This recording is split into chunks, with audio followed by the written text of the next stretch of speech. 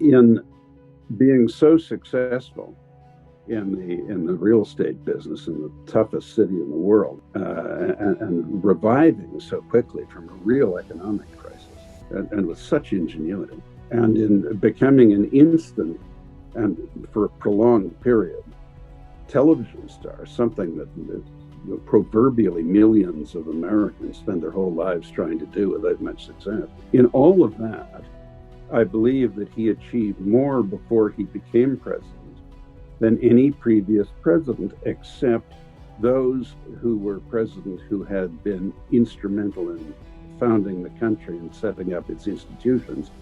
Donald Trump is the most polarizing figure in modern American politics. His critics don't just oppose him, they loathe him, they despise him, and they interpret his every move as an existential threat and crisis for the country and for our civilization.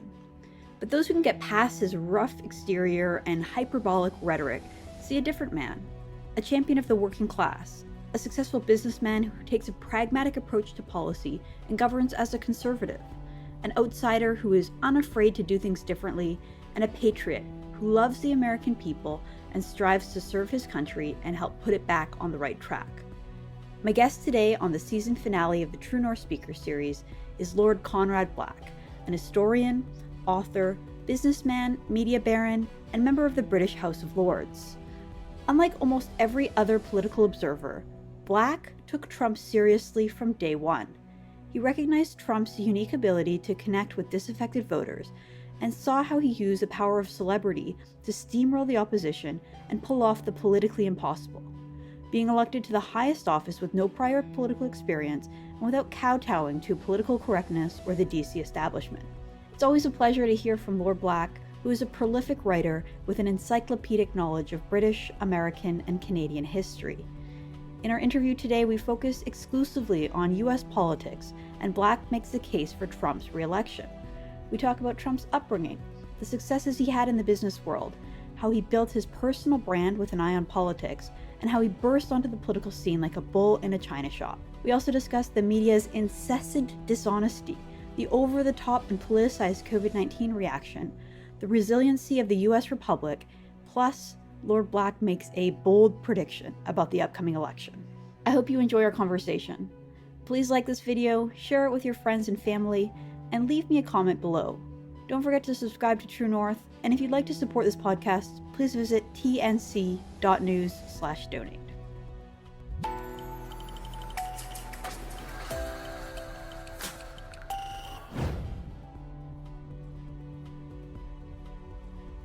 Well, Lord Black, thank you so much for joining the True North Speaker Series. It's such a pleasure to have you on the show. No, thank you for having me. So I really want to get into your book, Donald J. Trump, A President Like No Other. But before we do, you recently wrote a column in the National Post talking about the coronavirus. And, you know, in Ontario, we're going back into lockdowns, and it just seems like we don't really have good leadership on this topic. So before we get into President Trump, can you tell us a little bit about your thoughts on the coronavirus, the lockdowns, and where we are sort of, you know, coming into the fall of 2020 here?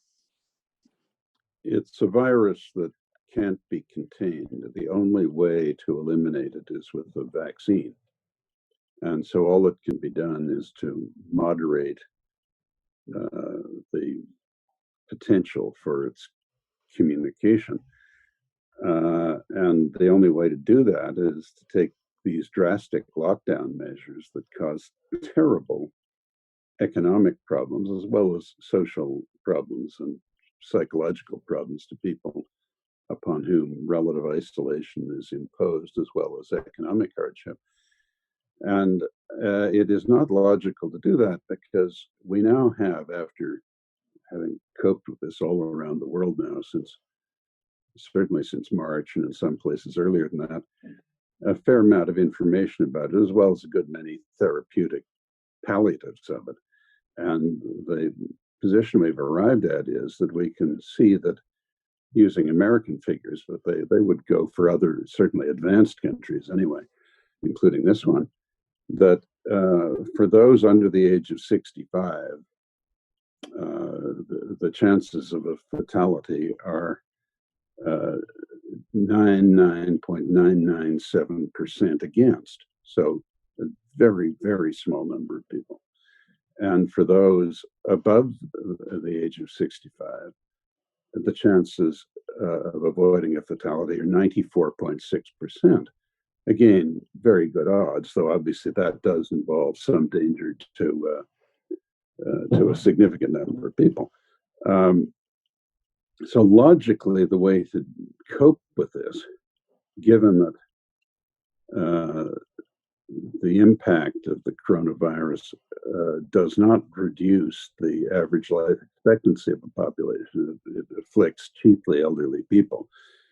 And now the loss of such people is no less sadness than anyone else. I'm not suggesting that, but they are a comparatively easily identifiable group, and if they live autonomously, they can be advised and helped in observing sensible precautions to insulate them from the danger. And if they're in homes where they're under administration of others, those places can be regulated properly. Now, that was a terrible problem at the outset. We didn't know that, and the fatality rates in some of those places were shocking.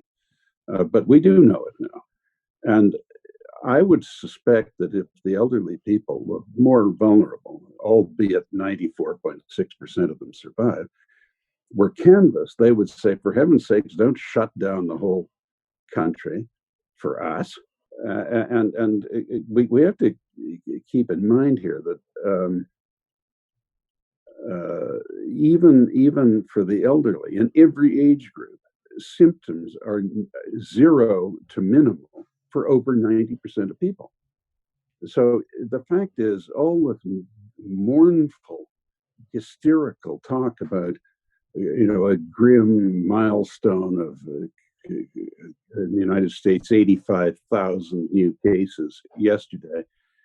Well, that means 84,150 people emerge after minimal symptoms with immunity to the virus. Now, we don't know how long the immunity lasts, but at least 4 months and possibly much longer.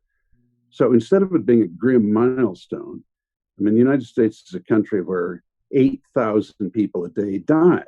Well, if it happens that 10% of them die with the coronavirus, bearing in mind that 80% of people who are deemed to die of the coronavirus have other problems that have contributed to their death, and it's hard to figure out which is the effective cause of their death, and that the average age of a coronavirus afflicted death is in the United States 78, which is the average actuarial life expectancy of an American, 78. We see a completely ludicrous picture of the entire society being induced or coerced into a state of social and economic and cultural stagnation for the sake of not necessarily increasing materially the chances of assisting that 1% who are actually vulnerable, 1% of the total population, from assisting them in increasing their likely survival rate. So, I mean, the whole thing is nonsense. And in my opinion, it has been conducted in this country because of a mindless emulation of what has been forced to some degree on the United States by the Democratic opposition to the incumbent administration, because from the beginning they saw that if they could get a shutdown of the economy, they would produce an economic depression that they could then blame on the president. He had a one election prior to the COVID outbreak. Everyone conceded he was going to win. He had full employment and high standing in the poll. And this was a device by which his opponents have tried to defeat him. Well, that's how politics works. But because it applies in the United States, we should not be emulating it here. Well, there does seem to just be such a disconnect between what we now know about the coronavirus. I mean, I will say, the beginning, it was a mysterious virus. It came from China. We didn't know the origin. We didn't really know any of the things about it. But now that we know, we've been living with this thing for 6, 7, 8 months, and to still be going back into lockdowns in Ontario. There just seems to be such a disconnect between the reality and the facts that you lay out in your column and what we're being told by the so-called sort of expert class that governs us. Would you really put it all on Trump, or do you think that there's anything else at play there? Well, look, it's not for me to say that there is nothing else at play, but the experts, the so-called experts, aren't united and they aren't consistent. I mean, the famous Dr. Fauci has been, he's faced in all four directions on the issue of use of the mask. He started out saying you didn't need it. Now he's saying that there should be a national mandate for it in confined spaces, which is probably technically true, but isn't constitutional. You can't tell people what they have to wear. And it's sort of the flip side of these things, but people in Quebec wearing clothes or articles on themselves, necklaces or bracelets or brooches or something that imply what religion they are. I mean, these are fundamental freedoms that are involved here, unless you can make a real case for a public health general interest, an eminent domain of the public interest. Now, to some degree, I think you could do that about wearing masks in confined places. But this idea of Joe Biden's of wearing them everywhere, wearing them on the sidewalk and so forth, this is just a lot of nonsense. And some of these things have already been thrown out by federal district courts in the U.S. No, I think it's not for me to impute motives to people, and even though we're all unlicensed psychiatrists, I think there's not much doubt that the Democrats screamed for a shutdown, and when Trump was slightly hesitant, accused him of being anti-scientist and a kind of flat Earth society Philistine, and then when he said, "All right, we'll have a shutdown, we'll have a quick reopening." They went along with the shutdown, argued about the reopening, but meanwhile he's got most of the unemployed back into work, and the fatality rate is still only a third of what it was at its worst. And the normal period for vaccines been accelerated by over a year. And when the vaccine comes, it'll apparently be either an American or a British vaccine or both. But it will quickly be obviously made available to everybody in every country, and that is the only answer to it. In the meantime, the less economic and psychological damage we do to our populations, the better it is. I'm a great supporter of Doug Ford. I think he's a good man and a good premier, but in this case, I disagree with him. I'm a supporter of John Tory too. He's an old friend of mine as well. He's a good mayor, but I think they've both been gulled here by the federal government. And again, I'm not one of these who is going to say that the governments that exercise the authority that they do in these unusual circumstances are doing it because they enjoy that greater authority, and they're trying to restructure society along lines that it hasn't politically authorized. There may be some truth to that, but I'm not making that allegation. I'm just saying it's a mistaken policy. I'm not imputing motives to anyone. Well, I really want to get into your book. I just finished reading it, and I think it's really insightful, the biography that you wrote on Donald J. Trump. So much of what we see from the media, so much of the sort of character that's presented to us, doesn't always really reflect reality. During the Republican convention, we saw a lot of speeches really talking to Trump's character, the kind of family man that he is, the opportunities that he's given, the way that he reaches out to workers and people who, the little guys along the way. And that's not really something that we see at all through the media. Your book did a great job of really explaining the sort of early years of Trump. So I'm hoping you can help sort of walk us through the early years in Trump's life, growing up, his time that he spent in at the New York Military Academy, and then also just sort of entering the scene of real estate development in New York City. Well, yes. I mean, are you giving me an open-ended mandate to give you basically Trump's life prior to becoming president? Well, maybe you could just tell us a little bit of the sort of highlights of his early life prior to kind of bursting onto the political scene in 2015. Yeah, okay. Well, look, his father was a wealthy developer, but outer borough developer, Queens and Brooklyn, and a little beyond the five boroughs of New York City. He wasn't active in Manhattan, and and he was a specialist in middle class residential. And Donald went out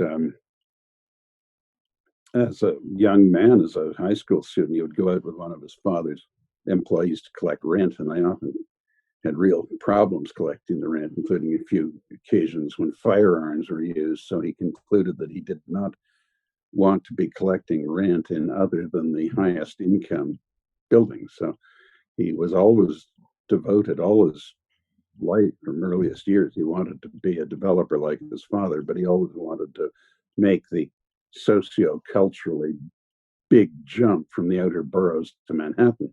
As you know, New York City is a very large city, and there is a great, really, the outer boroughs are Bronx, Brooklyn, Queens, Staten Island are you know, they're quite indistinguishable from many other cities. But Manhattan, which is what everyone thinks of as New York, it is something altogether different and unique in the world, and a tremendous concentration of highly influential people.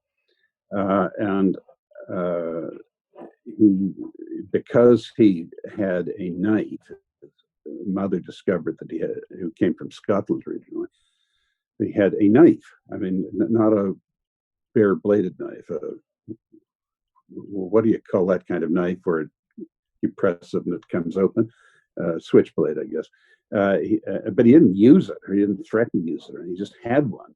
So this so alarmed his parents, they sent him to the New York State Military Academy. And he excelled there, despite the regimentation and the lack of privacy. He was a very good student and was highly regarded for his adherence to the rules and his punctuality and all sorts of things like that. And then he had a good education. He went to Fordham University and the University of Wharton, where he studied. They had a real estate development course, and he studied that and did well there and graduated. All of his holidays from early high school right through university worked in his father's business in higher and higher positions. But he knew personally how to mix, for example, the insecticide to keep cockroaches out. Instead of buying it wholesale, they'd make it themselves. And he knew how to do that. He knew every aspect of the business, how to build a building, every aspect of the construction, how to finance it, all of that.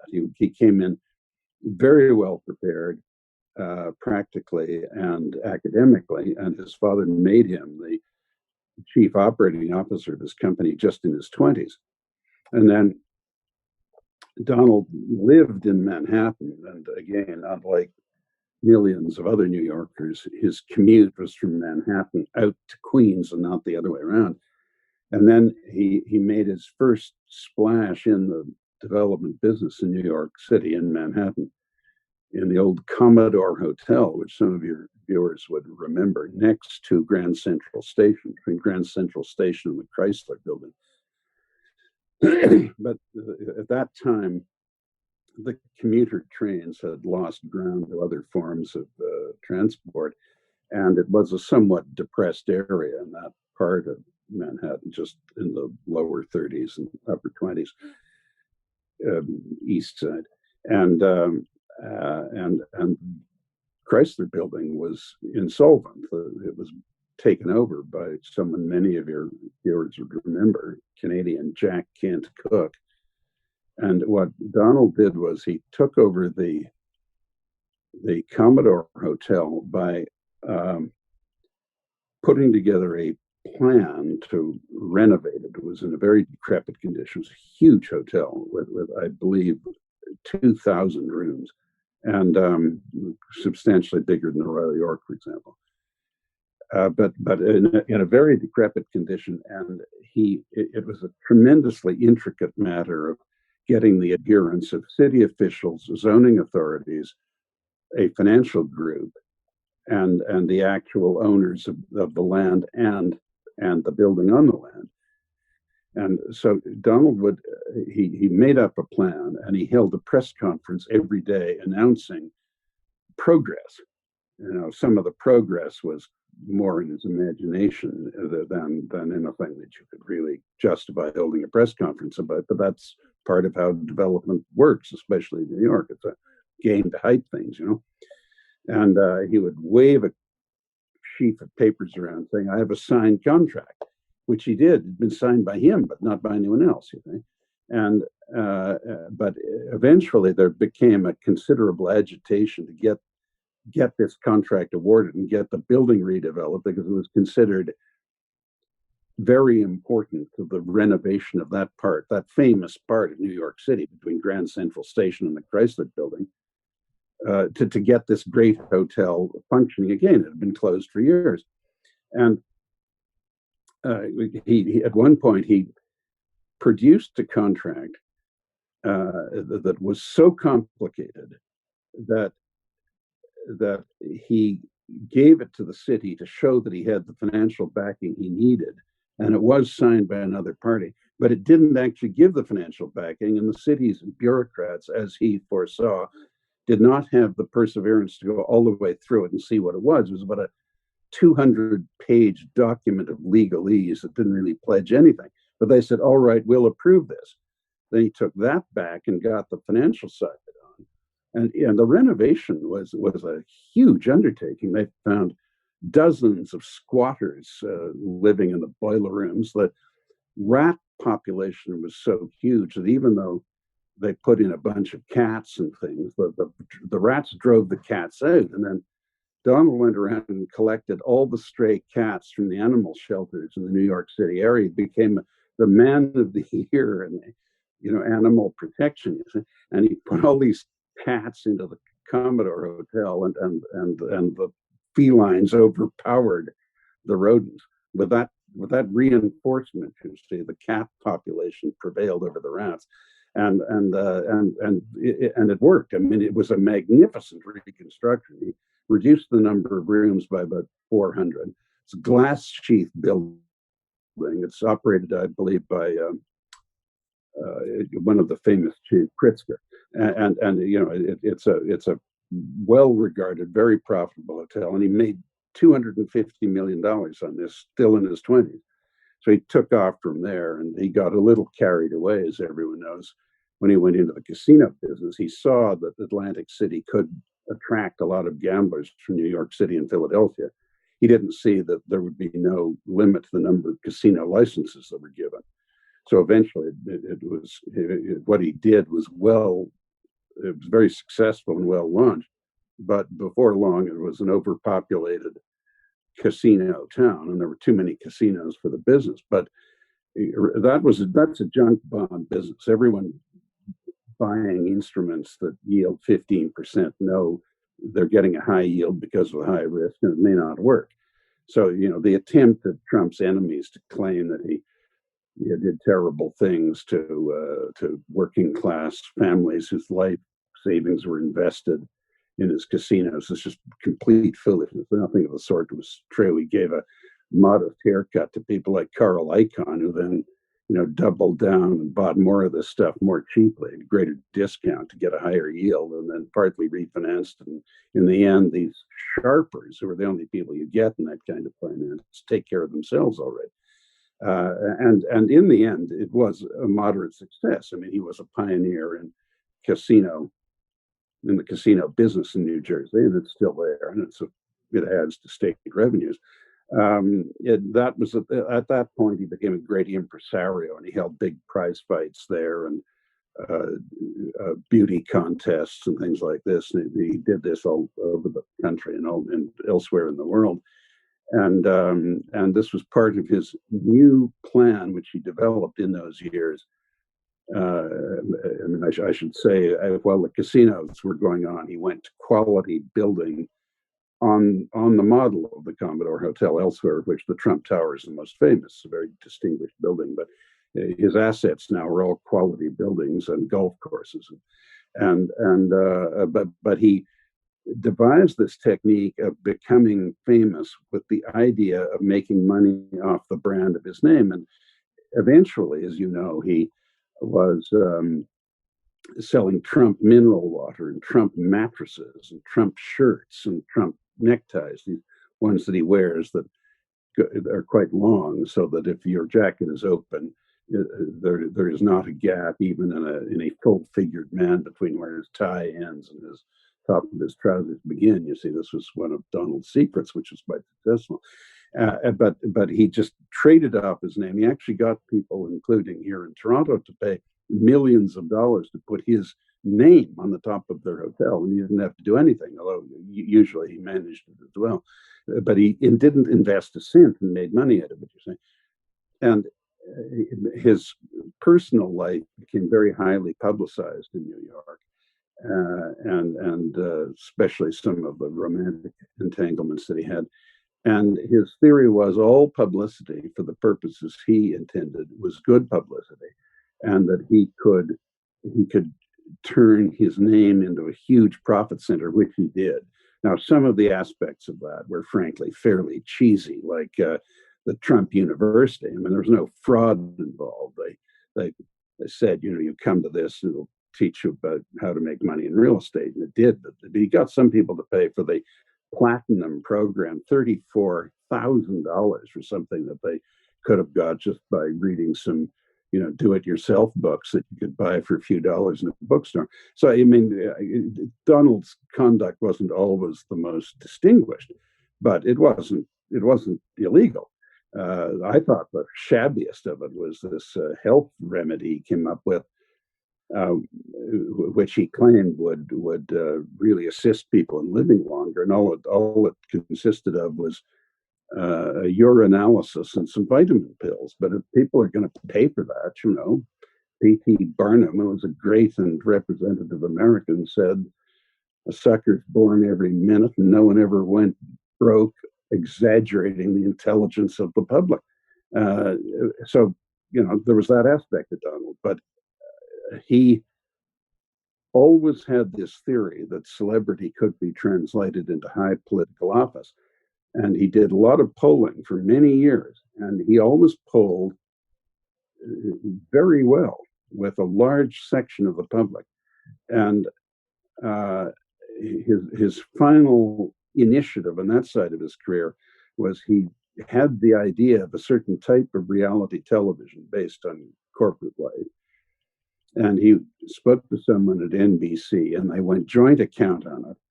They set it up. He starred, and from day one, for 14 years, he was market leader in prime time in his slot. Now, I never watched one episode of this thing, but he pulled 5 to 25 million viewers every week for 14 years. And I put it to you and to your viewers that in being so successful in the real estate business in the toughest city in the world, and reviving so quickly from a real economic crisis, and with such ingenuity, and in becoming an instant and for a prolonged period television star, something that is, proverbially millions of Americans spend their whole lives trying to do without much success. And then in inventing this method of translating celebrity of a stylistically indifferent kind, to say the least, into political popularity, and then changing parties 7 times in 13 years, looking for the moment to go for a nomination, and then doing it, being nominated by one of the major parties, and contrary to all expectations, winning the election. In all of that, I believe that he achieved more before he became president than any previous president, except those who were president who had been instrumental in founding the country and setting up its institutions, Washington, Jefferson, and Madison, and those who successfully led great armies in just wars, Grant and Eisenhower. And so he, contrary to this presentation and portrayal of him as just a goon and a boor and a charlatan. I mean, there are those aspects to him. He does. He did come to the presidency as an extremely accomplished person and a very talented person. And he has been, in policy terms, I think, an extremely successful president.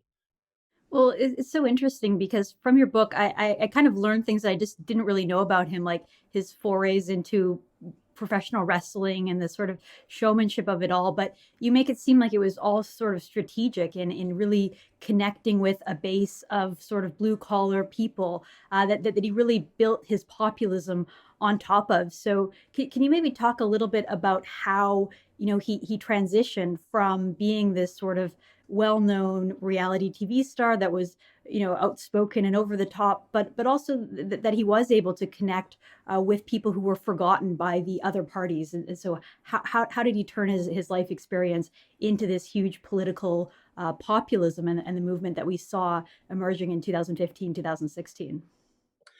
It's a good question, and he. I only know this because I know him, and he's said some of this to me. He saw that in the United States, unlike most countries, there is not necessarily any bias against wealthy people. No one in the history of the country was as successful politically as Franklin D. Roosevelt, who made absolutely no attempt to pretend that he was an ordinary working man. I mean, he had a monocle like his cousin Theodore Roosevelt. He had a cigarette holder, and he spoke in a very patrician accent, and part rich New York and part educated Ivy League. And but he was a compassionate man. And he presented quite faithfully, quite accurately, as an intelligent and a wealthy man who genuinely cared, and not in a condescending way, but with genuine solicitude for the less advantaged people. And Trump saw that he and John F. Kennedy and lots of other well-to-do people, Nelson Rockefeller and Adlai Stevenson and so on, could do this. Stevenson, and and he thought that he could go at one better because he could actually identify quite closely with the working class. He could be a kind of rich Archie Bunker. And this isn't an act with him. That is sort of what he is. And again, you go back to the socioeconomic composition of New York City. All the ones I just mentioned, some were from New York, like Nelson Rockefeller and Franklin D. Roosevelt, but others weren't. But they were from that sort of milieu, uh, uh, Ivy League educated and wealthy people from wealthy areas. If you remember Adlai Stevenson, who ran for president against General Eisenhower, he was a very elegant public speaker, and he was called an egghead at the time. He was an intellectual, rich intellectual. Well, he had he really appealed to the working class of America because he understood they were getting shafted. He actually was quite observant all through, from when I first knew him in the late 90s, all through the period until he ran for president. He was following these things closely, and he did not approve of free trade agreements that consisted of importing unemployment into the United States. And he didn't buy the line that the US had any obligation to do that for other countries. He wanted all these developing countries to develop. He was certainly in favor of doing things helpful to Mexico and other places to raise their standards of living, but not at the expense of the American worker. And so he could identify with these people. And then, as you say, so you mentioned implicitly that great scene at the Silver Dome in Pontiac, Michigan, where 95,000 people paid to see him shear the hair off the head of Vince McMahon, the head of the World Wrestling Federation. He by the way, named his wife director of the Small Business Administration as a kind of consolation for all that. But it's hard to imagine a Nelson Rockefeller or a member of the Roosevelt or Kennedy families pulling off a stunt like that, But it worked for Donald, and he had this growing constituency whose views he could articulate, and it was quite genuine because he identified with the workers. He'd worked with them in his father's company in his summer jobs, and he gets on perfectly well with ordinary people like that. He just happens to be a very wealthy man. And as I said, the American working class doesn't dislike rich people. It dislikes snobs, naturally, most people do. But in the United States, if you're a, an unpretentious person and do well financially, people tend to admire that rather than envy it and think, well, if he can do it, I can do it too. That is, the whole American mythos is one of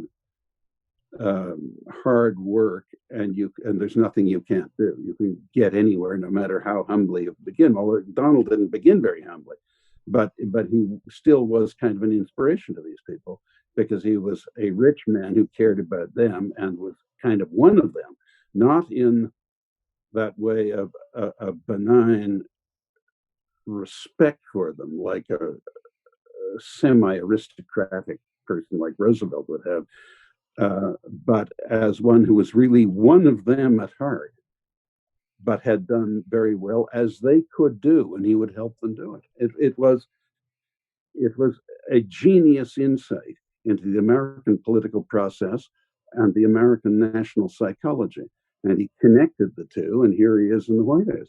And he may win or not. Personally, I think he probably will. But whether he does or not, he's made his point. It was an astounding accomplishment. Absolutely. So, and he kind of came onto the scene. You mentioned that he switched parties 9 times in the decade prior to coming to the Republicans and running. But, the Republicans at that point were sort of stagnant. They were heading in a different direction.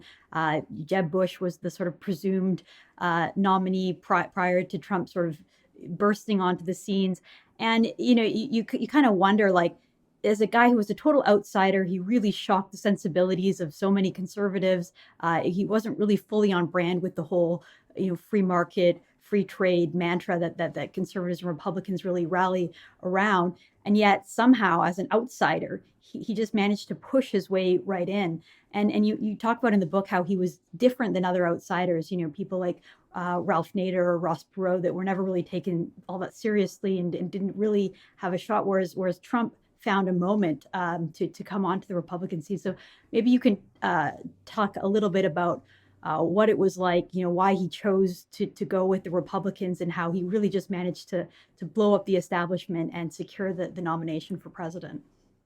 Well, he at one time thought of a third party candidacy, and in 2000, he won 2 primaries in the Progressive Party in the United States for a great many years. Whenever there's a third party, other than these, there were Southern segregationist parties, but when there was a third party running throughout the country, they called themselves progressive. That started with Theodore Roosevelt, who was an ex-president who decided that he should retire after 2 terms, though he'd only won one election. He succeeded President McKinley when he was assassinated, and he hand chose his successor, William Howard Taft. Then he took a dim view of how Taft had performed as president, so ran to unseat him as the Republican nominee and go back as president as the Republican candidate. But he won the primaries, but the party elders wouldn't let him in. So he was so irritated he ran a third party called the Progressives, and the effect of it was to make the Democrat Woodrow Wilson the president. It was a famous election of 3 presidents, and it never worked. I mean, in 1924, the Progressives split the Democratic vote, not the Republicans this time, the Democrats, but they only got one state in Wisconsin. You just can't do it, and Trump figured that out. So he's waiting for an opportunity for the nomination of one of the 2 big parties. He didn't particularly care which one it was, and then as the time went by, and he saw that when towards the end of the George W. Bush term, the Republican nomination was not going to get you into the White House because there was such an economic catastrophe and people were tired of the involvement in the Middle East and other things, and he didn't want to run against an incumbent president. So when Obama was coming up to retirement, and it would be new candidates from both parties, he saw that was his chance. And you may recall that when he and Melania came down the escalator in June of 2015 to announce his candidacy for the 2016 Republican nomination, it was greeted with absolutely convulsive derision everywhere in the country. It's the most hilarious thing anyone had ever heard of. It was just going to be a shambles. And then the problem with that theory was that he knew the voters better than the so-called experts did. I mean, absolutely nobody except a couple of people saw any potential for what he was doing. Newt Gingrich was one who did, but nobody in the media did that is audible or visible, and almost nobody in the political community. But in the early primaries, he was doing quite well, so there was a precedent for that. Jesse Jackson had run quite strongly for a time in the primaries, and some others had. You mentioned Ross Perot. He did run. He ran as an independent, and he took 20 million votes from George Bush Sr., and that's how the Clintons got into the White House, because the elder President Bush allowed this absolute charlatan Ross Perot to split his party. But this was different. Trump was running for the Republican nomination, and there was no there was no incumbent president or vice president running for that nomination. So he started out in a level playing field, except that he was the only person in the history of the United States to win the nomination of a major party without ever having held any public office, elected or unelected, or a military command, except for Wendell Willkie, who was nominated by the Republicans in 1940 for the great honor of running against Franklin D. Roosevelt, which was impossible. You couldn't beat Roosevelt. Nobody could beat him. He won 4 straight elections as president. But Trump saw his opportunity, and if you recall, he did well from the early primaries, and his vote kept growing. And they had this theory that, well, most of the candidates will drop off, and then there'll be one anti-Trump candidate, and he'll win. But it didn't work that way. As the primaries moved around the country, Trump was running equally strongly in all regions. It wasn't as if he was only getting votes in the South or the Midwest or something. Everywhere he was doing well, and it just took it just has taken the American political establishment to now, and they still haven't got there, but they've had all the time from 2015 to the present to try and take on board the idea that there's an inordinate number of Americans who actually approve of this guy. And they think they have him now. They think they're about to throw him out next week, but I don't think they are. Well, it's so interesting to just reflect back on those early days, during the Republican primaries. He was just so wildly entertaining, and you didn't really know whether he was serious half the time. But eventually, he just really began to speak to the country. Everyone would agree that Washington was totally broken. Everyone agrees that there's this growing sort of underclass in America, whether, you read J.D. Vance's Hillbilly Elegy or Charles Murray's Coming Apart. This faction exists that everyone was ignoring, and Trump really connected with. And I think eventually Republicans kind of came around. But then even after Trump was elected president in 2016, the way that the media treated him, there was no self-reflection, and you write about this in your book. There was no moment of pause where journalists and other elites in Washington said, okay, what did we miss? What did we get wrong? Let's try to correct ourselves. Everyone just sort of doubled down on this idea that Trump was uniquely evil, and that he was going to destroy the country, and that we were going to go into World War III, and that he was just this horrible, horrible force for evil. And yet, the Trump presidency started to look more and more successful. Especially from a policy perspective, the economy was doing really well. He decimated ISIS. The Middle East, feels calm and peaceful compared to the past few decades. America's energy independent. There's just so many things from a policy level that you could point to and say, wow, this guy is a really successful president. Yet he never gets any kind of credit or recognition from the media. Instead, we went full on uh, Russian collusion and all these allegations about him stealing the election. So, Lord Black, what is it about Trump? Why can't people accept him as the president? Why couldn't he have a normal presidency? What is it about him that really just triggers the media? I think it is. It's not just the media. Remember, he ran against the whole establishment, as you said at the outset. Um, Jeb Bush was the favorite, but as you know, if you in the 8 consecutive presidential terms from 1981 to 2013, 8 straight terms, you had one or other member of the Bush or Clinton families as president, vice president, or secretary of state, 8 terms in a row. And these families were, and not that they were doing it cynically, but in fact, they were passing these great offices back and forth between themselves. And the country got awfully tired of a Bush Clinton dual lock on the government. And I mean, they weren't bad, the Clintons and the Bushes. That's not the issue. But there was a sort of presumption and stagnation in the whole thing. And you got in the post Reagan years, you got this bipartisan establishment in Washington where the White House would change every 8 years, but the cadres of important people just beneath the White House or within it, but just adjacent to the president himself, were essentially the same people for the two parties. I mean, each party had their own, but they were all chummy together, and it just became a smaller and smaller in group. And Trump was running to break that up, and the establishment got pretty comfortable running the country and changing the White House every 8 years, but basically everything else remained the same.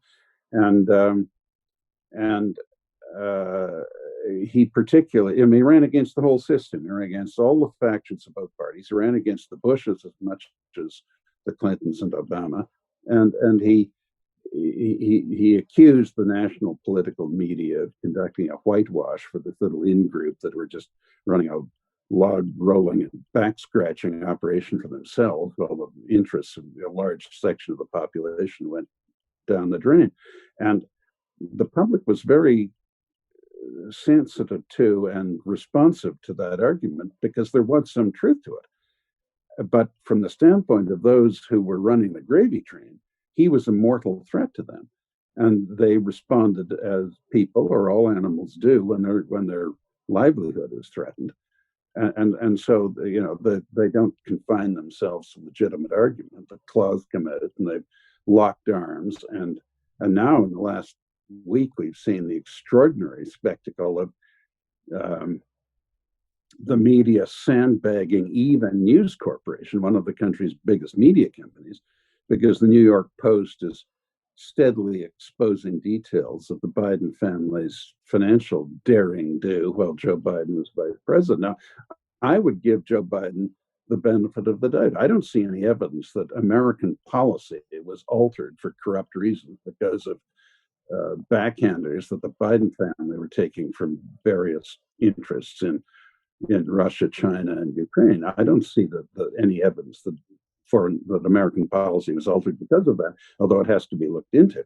But what did happen is that Biden lied about it. He said he didn't know anything about his son's financial activities. It's now obviously he knew a great deal about it and was implicated in it. But so, lying to the public is not a crime, but it doesn't do wonders for your political capital. But in this case, the media are now desperately trying to pretend that that is a non-issue.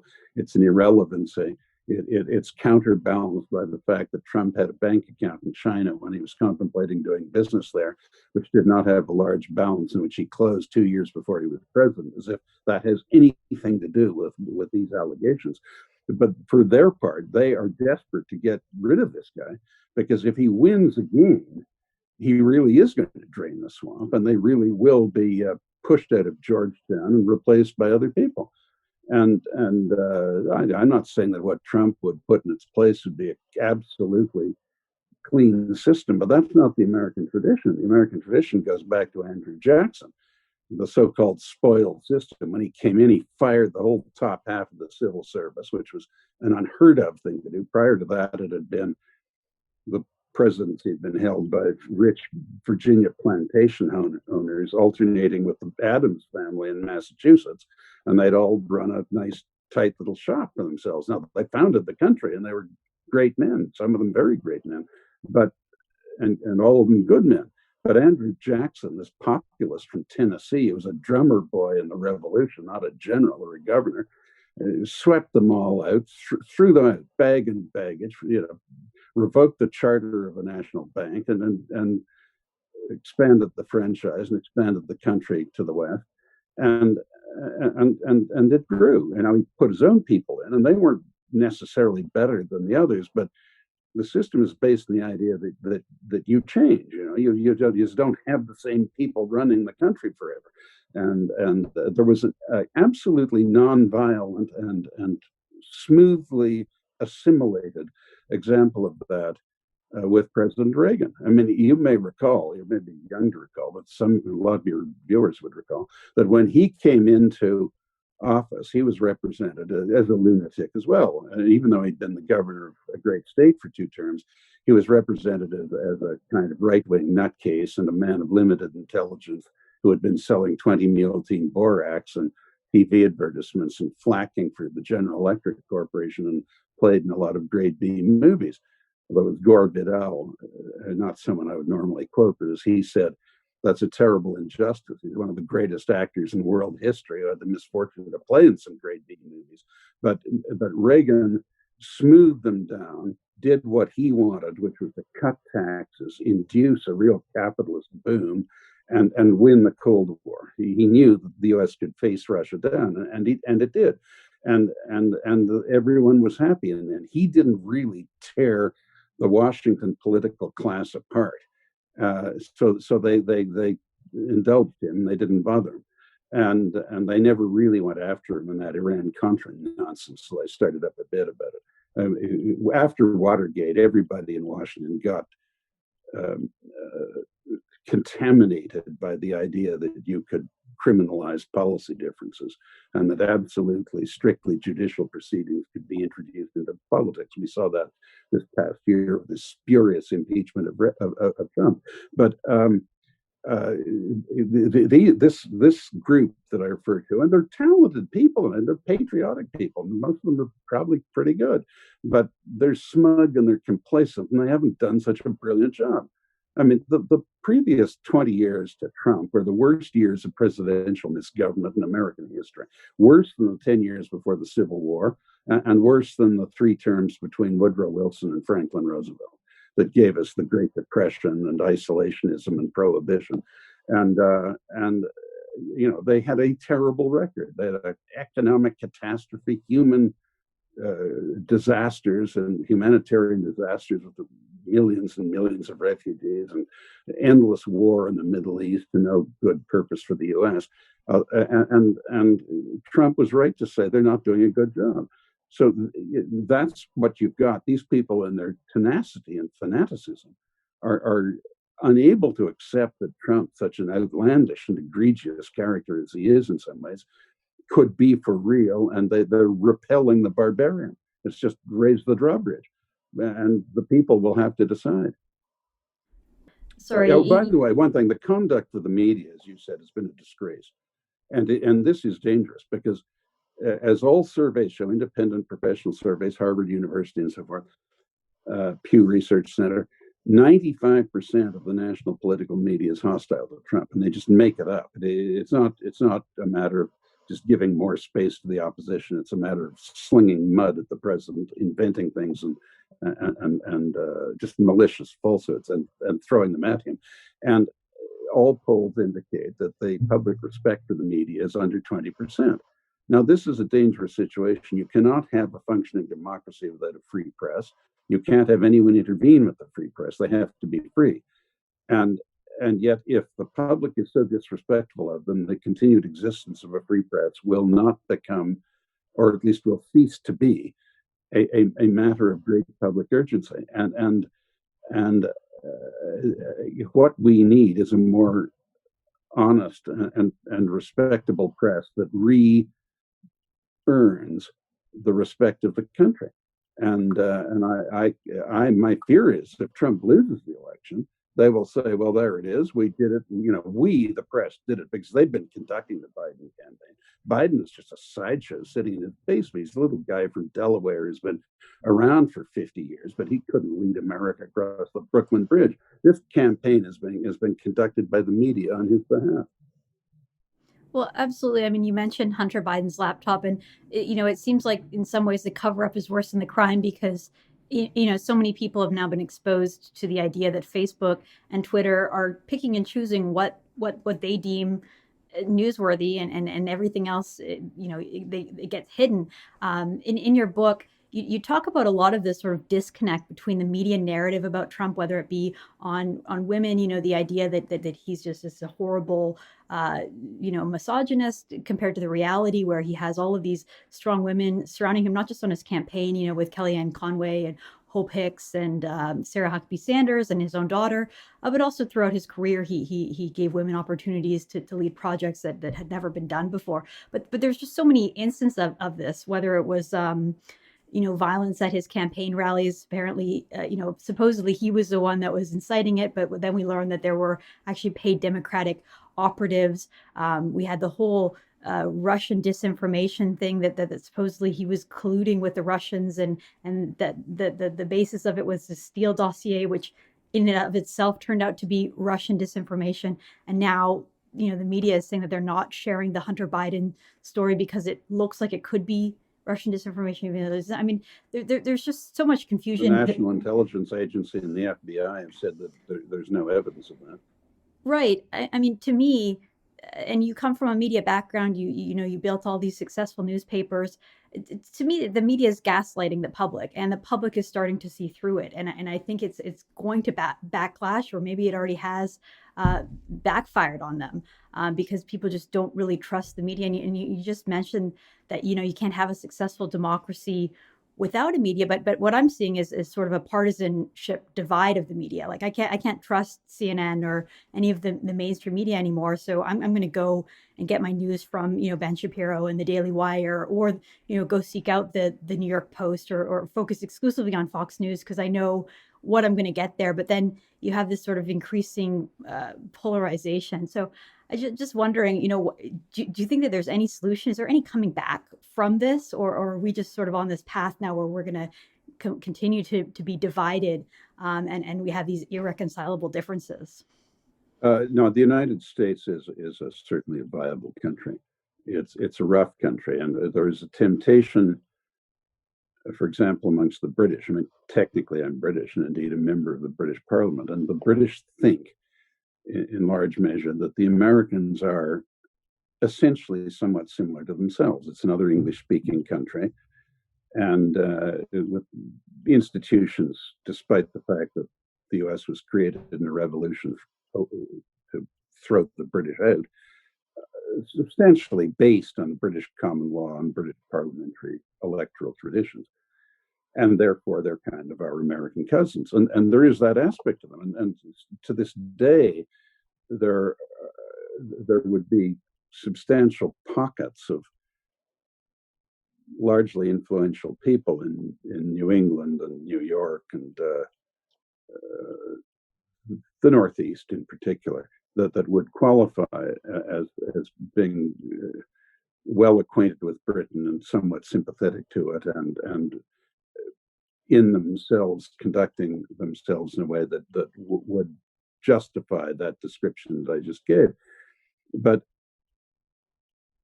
the United States isn't remotely like Britain. And the fact that it speaks English gulls people into thinking that there is a similarity between the two countries that does not really exist. The ethnic composition of it, as you know, is not mainly the British Isles. When Mr. Churchill addressed the Congress at the end of 1941, and said, what kind of a people do they think we are? This was part of his thing, you see, to portray it as one great English-speaking people's cause, which obviously served Britain's strategic interests. And he, as a man whose mother was an American, to some degree, was very sincere in that. But the America that he addressed had more people of German, Italian, and Irish descent than of English or Scottish. And those three groups that I just said were in general in the world at that time not very pro-British. And Roosevelt was addressing and constantly maintaining the support of a majority of a country that was quite different to the one that Churchill thought he was visiting. And that gap has become greater since. The United States is not really a society of laws the way Britain is. It's a jungle. Now, it's a jungle built on an idealistic basis that all who, as I said earlier, work hard will succeed, and there's nothing that they cannot aspire to. That is true. But behind the facade of a sort of fair play commonwealth of the meritocratic, behind the facade of America, Walt Disney and Norman Rockwell and Grandma Moses, it is a jungle, and like all jungles, it's run by the 700-pound cats and the 30-foot constricting snakes. And this is its strength and its weakness. So you have this tremendous competitiveness and this tremendously high level of achievement in almost every field, and an unprecedentedly productive workforce. But you also have millions of people ground to powder for no reason. And in that America is terribly disorganized and, by Canadian and British standards, violent and corrupt. But so what? It's their country. It's a democracy, and they can run it how they want, and that's what it is, whether anyone else likes it or not. And it is not a self-destructive country. It's a country where it gets to the edge, but it gets the leadership it needs. When it was literally breaking up, they produced from the West this leader who had one term as a congressman many years before, from whom little was expected, and he was arguably the greatest statesman in the history of the world, Mr. Lincoln. And he restored the Union and emancipated the slaves. And when the entire system had broken down at the beginning of the 30s, the banks had closed in 46 states, and in the other 2 states, withdrawals couldn't exceed $10. Every stock exchange and commodity exchange in the country had been closed for 2 weeks. The whole system collapsed. And the unemployment rate was 30%, and there was no direct relief for them. They could beg, steal, or starve. That was the choice. And on Inauguration Day, 1933, there were machine gun nests at the corners of the federal buildings in Washington for the first time since the Civil War. That is the America Roosevelt took over. Well, he was the man to restore it, and he did very quickly. The only thing we have to fear is fear itself. He created these workfare programs, put everybody to work, saving the whooping crane and, making national parks and building roads and, great thing, infrastructure cheaply for the country, like the Triborough Bridge and the Lincoln Tunnel and so on. And it all worked. And, when they get it, there's a genius to the system that never lets it go completely over the edge. But sometimes it looks like it's threatening to. It's not so bad now, and it'll revive. It is fundamentally an incomparably strong country, but it's not everyone's cup of tea to live there. I mean, it's got its drawbacks. Well, certainly it feels like one of those trying times in history, world history right now. But I want to ask you, we started the conversation talking about COVID-19 and sort of the over the top reaction to it. I know you wrote in a column back in September 2019 that you thought that Trump was going to win in a landslide, just given the economics and how well people were doing. Well, things are just totally different now, and COVID has really been a total curveball for that. So I wonder what your prediction is. What do you think is going to happen on the November 3rd election? Yeah, well, I wrote what I did then, of course, not being able to foresee COVID, and my reasoning was that someone who has as successful a term as he has had, and I believe, as I mentioned, that he's been the most successful first term president in the history of the country, except for Lincoln, Roosevelt, and Mr. Nixon. And uh, Lincoln was a long time ago in special circumstances in the Civil War, but and he was reelected comfortably enough, but the South wasn't voting. But in the case of Roosevelt, when he ran for re-election, and in 1936, and Mr. Nixon in 1972, in both cases, they won over 60% of the vote. And I thought that, and Reagan got just under 60% in 84. And I thought Trump had been almost as successful as the first two, and as successful as Reagan, and would do approximately as well. And I think he would have, except for the COVID thing. But on my prediction, I still think he will win. I think it. I actually think he'll do a little better than he did 4 years ago. Um, the entire Democratic campaign has been really, as I said earlier, conducted by an unprofessional and biased media, against which, as you said, I think there is some backlash. And the only argument against Trump are the foibles of his personality and the, in my opinion, false allegation that he's mismanaged the COVID crisis. There have been some public relations fiascos, to be sure, but in fact, I think he's managed it like a good executive. He's advanced by 70% the time normally needed to bring in a vaccine. He inherited a public health response system that was completely decrepit. Any test for this virus had to be taken by appointment in a hospital and then sent to Atlanta, Georgia, wherever the test took place, for evaluation.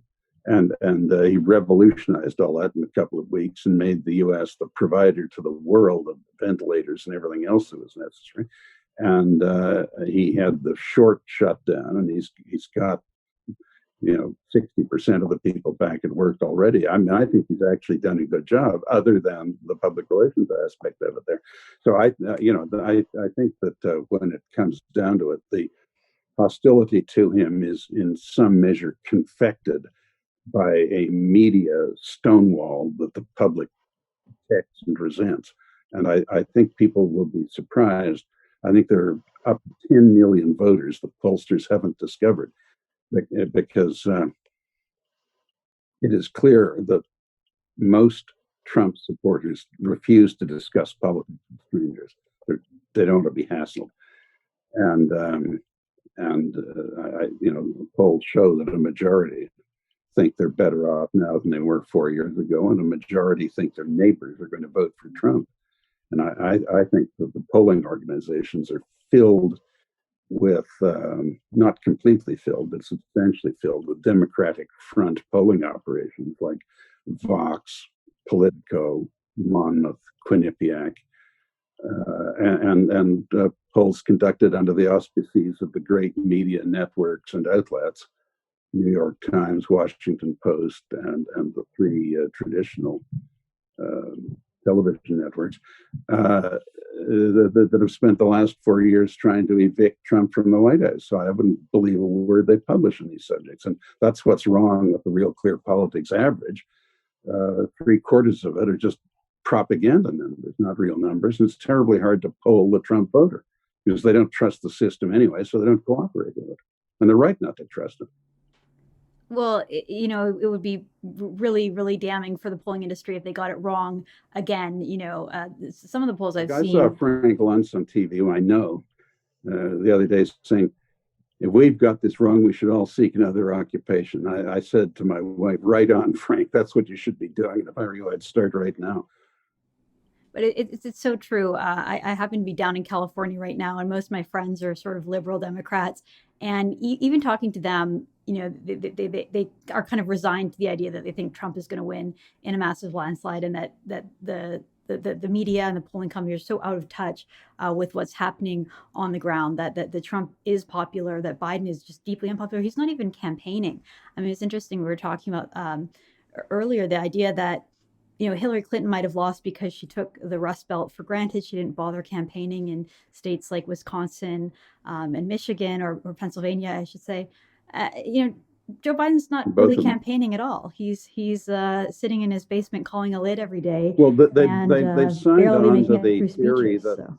yeah, they've signed on to the theory that the COVID thing prevents much public exposure. But that's convenient to him because he can't stand up to that. He does not have. I mean, there's no rap on him here. He's 78 years old, and it's a grueling, punishing schedule, a presidential campaign, and he doesn't have the stamina for that. But he's look, he's what Cromwell called a decayed servitor. He's a good old boy from a little state who's been there for 50 years. But he's pas un chef, as we say in Quebec. I mean, he's just not a leader. I mean, the president of the U.S. can lead in different ways. You can have a glamorous leader like Kennedy, or a very clever and meticulous leader like Nixon, or a great prestigious half avuncular, half military hero figure like Eisenhower. Leadership comes in many forms, or a rich, effective executive with some archie-bunk attitudes like Trump, or a cool cat like Obama. I think he was a terrible president, but he was a pretty effective political operator. But Joe doesn't have that. I mean, he's a guy put in there because the party elders were afraid of a Sanders nomination, but they saddled him with a Sanders program. But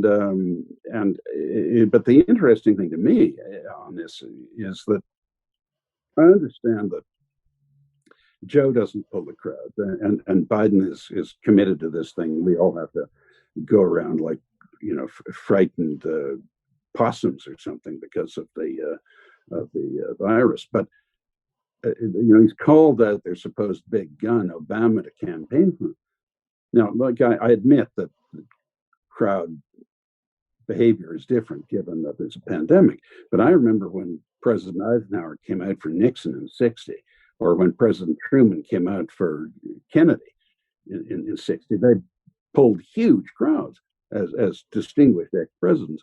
And Obama, he's speaking, his campaign stump speech in Philadelphia was to about 50 cars in a parking lot. And I saw him a couple of days ago talking literally to about 12 people on a sidewalk, an ex-president. Jimmy Carter at the age of 96 could pull a bigger crowd than that. And, where Trump has tens of thousands of people waiting for hours, ignoring all this bunk about how they can't stand close together in the open air at these airports as he flies around talking to them. And, I think, look, I may have to eat my words, Candice, but I think that Trump's opponents are talking, they're committing the same mistake. They're just double down on the errors as you implied 4 years ago. They think they have some kind of natural right to rule. They think that Trump is an imposter and a scoundrel. And there are aspects of his character that would justify that, but not the political legitimacy of his present position or the way he's conducted the great office that he holds. And I think they're going to get a real shock next week. But I think we'll all be glad to have the election over with, because it has been so contentious that for a long time only the people can decide. The system is effectively broken down. The Democrats are just trying to destroy Trump, and you can't reach agreement with people who don't want to reach an agreement. So you've got to evoke the issue to the people to decide who they want to govern for the next 4 years. Well, thank you so much, Lord Black, for the conversation. It's so interesting. I could ask you a dozen more questions, but hopefully, your first book on Trump is only really up until about halfway through his first term. So hopefully there's a volume two. It's been updated. There's one up to just a few months ago. Oh, is that right? Oh, well, I must have picked up it's out now, and it has another 100 pages, so it gets you up to there. But okay, if he's reelected, I'll do it again. Well, there you go. Well, thank you so much. We didn't even get to touch on some of the topics about what's going on in Canada, and you had that great book, The Canadian Manifesto. So maybe we'll have to do another one of these and talk more about Canada and what's going on up there. But for today, thank you so much for helping really understand what's going on in U.S. politics, helping understand the Trump phenomenon. I know a lot of Canadians don't like Trump, but I think if you can get past his rhetoric and sort of the norms that he breaks, you can really see that there is something there, and hopefully this conversation helped illuminate that a bit more. So thank you so much for your time, and thank you for joining the True North Speaker Series. Not a bit. Thanks for having me.